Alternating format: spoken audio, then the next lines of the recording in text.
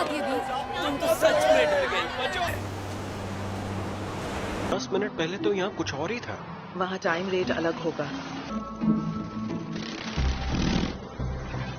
तो मूवी शुरू होती है रेडियो की आवाजों को सुनाते हुए, जहां हम न्यूज पे सुन पाते हैं कि रात को न्यूयॉर्क सिटी में एक बहुत ही भयानक तूफान की वजह से काफी तबाही हुई है। इसी बीच हम दो साइंटिस्ट स्टीवन और माइकल को देखते हैं, जो कि सी साइड विजिट करने के लिए जा रहे थे, क्योंकि वहां पर कुछ अनयूजुअल विटनेस किया गया है। जब वो दोनों वहां पर पहुंचते हैं तो हम देख पाते हैं कि समंदर के किनारे एक बहुत बड़े जायंट की बॉडी पड़ी हुई है। इसको यहाँ सबसे पहले फिशरमैन ने नोटिस किया था। उन्होंने इस बारे में पुलिस को भी इन्फॉर्म किया था, मगर पुलिस को ये सब एक फेक स्टोरी लग रही थी, इसीलिए उन्होंने इस बारे में कोई एक्शन नहीं लिया था। मगर जब लोग यहाँ पर विजिट करने लगे और सोशल मीडिया पर इस बारे में पोस्ट करने लगे तो तब बहुत से लोग इस जगह को विजिट करने लगे। अब ये दो साइंटिस्ट भी इसी जायंट को देखने यहाँ पर आए थे। स्टीवन जब वहाँ पर पहुँचता है तो वो देखता है कि उस जायंट को देखने के लिए बहुत सारे लोग वहाँ आए हुए हैं, मगर कोई भी उसके पास नहीं जा रहा, क्योंकि सभी उससे डर रहे हैं। स्टीवन उस जायंट के करीब जाता है और उस जायंट को एग्जामिन करने लगता है। स्टीवन कहता है कि जायंट्स की एज का पता करना बहुत ही मुश्किल काम है, मगर इस जायंट को देखकर ऐसा लगता है कि ये एक यंग जायंट था। तब स्टीवन उसे ऑब्जर्व करने लगता है। वो जायंट काफी बड़ा था और उसकी पूरी बॉडी को एक ही बार में ऑब्जर्व करना भी बहुत मुश्किल था। इसका अंदाजा हम इस बात से लगा सकते हैं कि जायंट के हाथ में समंदर का पानी एक तालाब बन चुका था, जिसमें कि छोटी छोटी मछलियां तैर रही थी। स्टीवन उस जायंट को हैरानी से देख रहा था।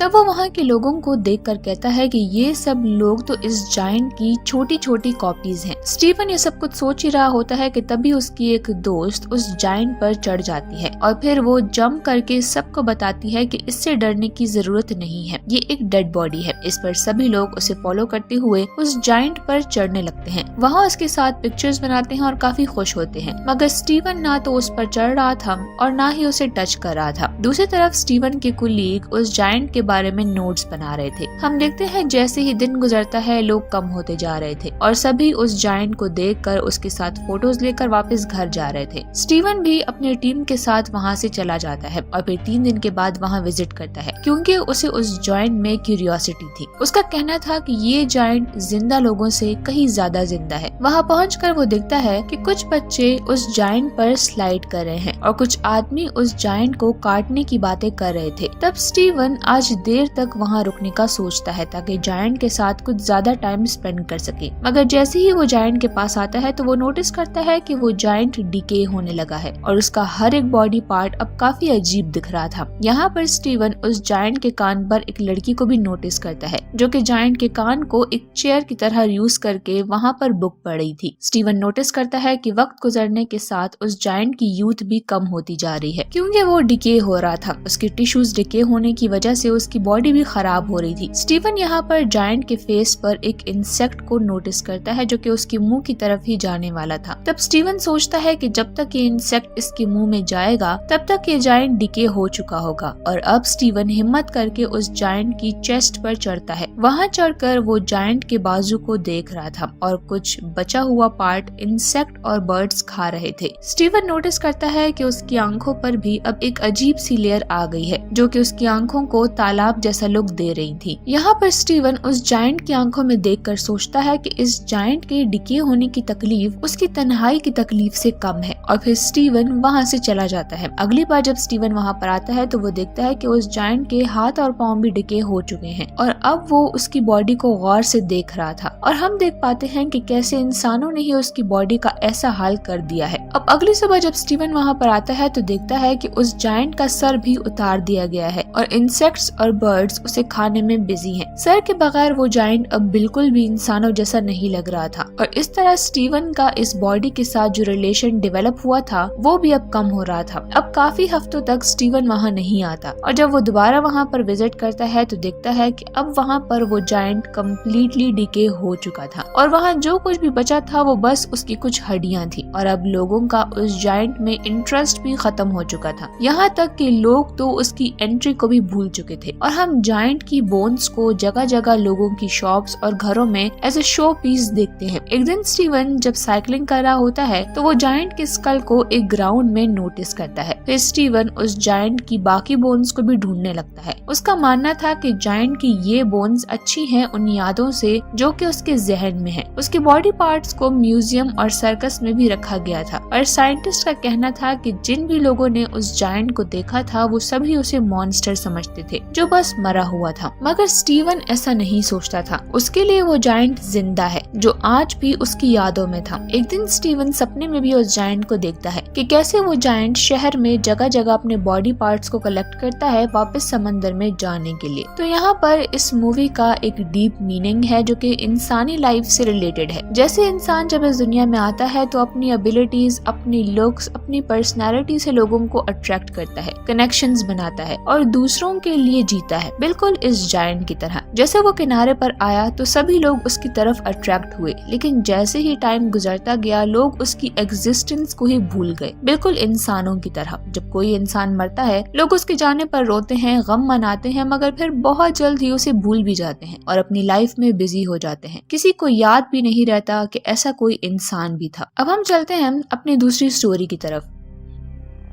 मूवी शुरू होती है और हमें एक कपल को दिखाया जाता है जो कि एक न्यू अपार्टमेंट में रिसेंटली ही शिफ्ट हुए थे। ये दोनों अपने अपार्टमेंट को सजाने में बिजी थे और यहाँ वाइफ का नाम जिल और हस्बैंड का नाम रे है। जिल जब किचन एरिया में जाती है तो वहाँ पर उसे एक पुराना फ्रिज मिलता है जो शायद पहले से ही इस अपार्टमेंट में मौजूद था। जिल रे से उस फ्रिज को हटाने का कहती है, मगर रे कहता है कि पुरानी टेक्नोलॉजीज अमेजिंग होती हैं। मगर जिल को ये फ्रिज बिल्कुल भी पसंद नहीं था। रे फिलहाल न्यू फ्रिज अफोर्ड भी नहीं कर सक रहा था, तो इसीलिए जिल भी इस बात को इग्नोर कर देती है और दोनों काम में लग जाते हैं। काफी देर काम करने के बाद ये दोनों कुछ देर रेस्ट करते हैं और फिर ड्रिंक करने लगते हैं। रे आइस लेने के लिए फ्रिज को ओपन करता है, तब उसे फ्रिज में आइस का पूरा चंक मिलता है, जिससे कि रे बड़ी मुश्किल से एक क्यूब निकालकर अपनी ड्रिंक में डालता है और वो दोनों अपनी ड्रिंक एंजॉय करने लगते हैं। थोड़ी देर के बाद रे नोटिस करता है कि उस क्यूब में कोई क्रिएचर है। वो जिल को भी इस बारे में बताता है कि इस क्यूब में कुछ है जो कि शायद जिंदा भी है। जिल फौरन से मैग्नीफाइंग ग्लास लाती है और उससे देखने पर वो आइस क्यूब में एक छोटा सा क्रिएचर नोटिस करते हैं। वो दोनों उस छोटे क्रिएचर को देखकर काफी हैरान और कंफ्यूज थे और वो नोटिस करते हैं कि उस क्रिएचर को हंट किया गया है क्योंकि उन्हें उसकी बॉडी में स्पेयर यानी कि भाले नजर आते हैं, जिससे कि वो और भी परेशान हो जाते हैं। और अब वो दोनों किसी तरह बाहर की बर्फ को हटाते हैं और अंदर देखने पर वो बिल्कुल हैरान रह जाते हैं क्योंकि अंदर एक पूरी इंसानों की सिविलाइजेशन थी। बस फर्क इतना था कि वो एक्सट्रीमली स्मॉल साइज के थे और इनकी इस दुनिया में टाइम भी बहुत जल्दी गुजर रहा था। रियल वर्ल्ड में अगर 1 सेकंड गुजर रहा था तो वहाँ पर एक पूरा वीक। और जिल और रे ये देखकर बहुत ही हैरान थे कि आखिर ऐसा कैसे हो सकता है। अब यहाँ इस फ्रिज के अंदर जो लोग थे वो भी इन दोनों को देख रहे थे क्योंकि वो सब इनके आगे बहुत छोटे थे, तो इसीलिए वो उन्हें जायंट समझ रहे थे, मगर लोगों को उनके वहाँ होने से कोई प्रॉब्लम नहीं थी। अब यहाँ पर जिल उस क्रिएचर को जो कि उन्हें आइस क्यूब में मिला था उसे वो वहाँ पर गमले में दफना देते हैं, जिस पर के जिल उसका मजाक बनाती है। अब थोड़ी देर के बाद जब वो दोबारा फ्रिज खोलते हैं तो देखते हैं कि उस फ्रिज में टाइम मिडिल एज से मॉडर्न एज में आ गया था, यानी कि वक्त इतनी जल्दी इतना ज्यादा गुजर गया था कि इतनी जल्दी एवोल्यूशन हो गई है। जबकि वो थोड़े से टाइम के लिए ही फ्रिज से दूर गए थे, मगर उस शहर में सदियां गुजर गई थी और कुछ ही टाइम में वहाँ पर बड़ी बड़ी बिल्डिंग्स भी बन गई थी। अब ये देखकर रे बहुत ही उदास था क्योंकि वो उस टाइम को मिस करा था जो कि उन्होंने स्टार्ट में देखा था। रे ये भी सोच रहा था कि आखिर ये फ्रिज के लोग उनके बारे में क्या सोचते होंगे, क्या वो उन्हें गॉड समझते होंगे। लेकिन यहीं पर हम दो छोटे छोटे वर्कर्स को देख पाते हैं जो कि आपस में बात कर रहे होते हैं। वो कहते हैं कि ये दो जायंट्स कितने अजीब हैं, रोज यहाँ पर आ जाते हैं और वो जिल की दांतों में फंसे ब्रोकली की भी बात करते हैं और उस पे हंसते हैं। और अब उनके देखते देखते ही उनका टाइम और भी ज्यादा एडवांस हो जाता है और वहाँ की बिल्डिंग्स सुपर स्ट्रक्चर में चेंज हो गई थी। वहाँ पर उन्हें छोटे छोटे प्लेन्स उड़ते हुए नजर आते हैं। रे इस एज को देखकर बहुत ही सरप्राइज था और सोच रहा था कि अगर ये